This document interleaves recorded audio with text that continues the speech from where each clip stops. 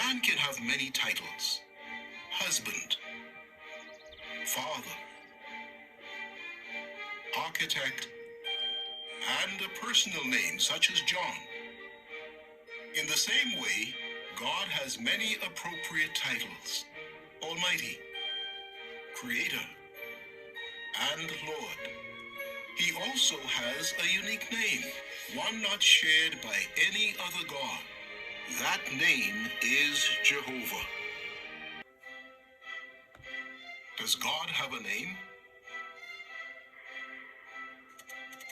The Bible mentions the names of many gods. The nations surrounding ancient Israel worshipped deities named Ashtoreth, Baal, and Molech.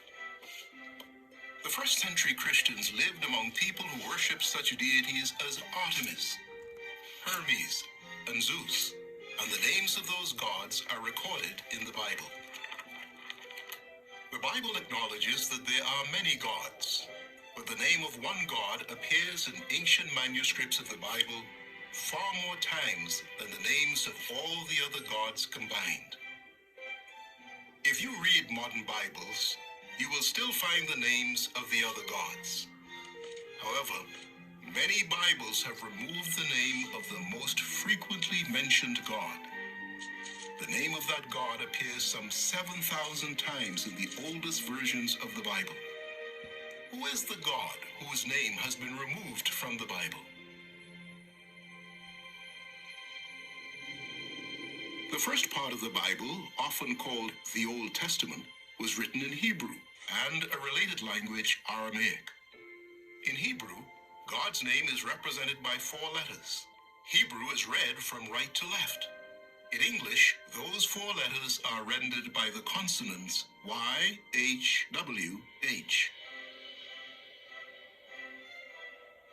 The original vowel sounds used in God's name are unknown, but the 4 letters representing God's name appeared throughout ancient Bible manuscripts and have been inscribed in many other locations. In English, a popular rendering of God's name is Jehovah. Another rendering is Yahweh.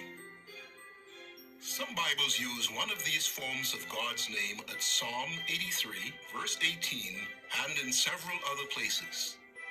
A number of other translations, such as the New World Translation of the Holy Scriptures, restore God's name to the locations in which it originally appeared.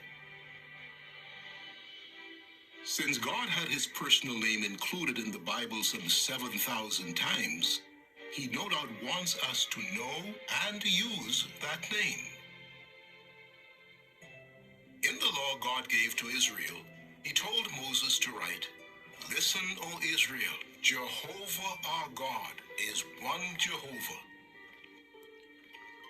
Jesus quoted that passage from the law, so he obviously knew and used God's personal name. In one of his final prayers before his death, Jesus said to Jehovah God, "I have made your name known."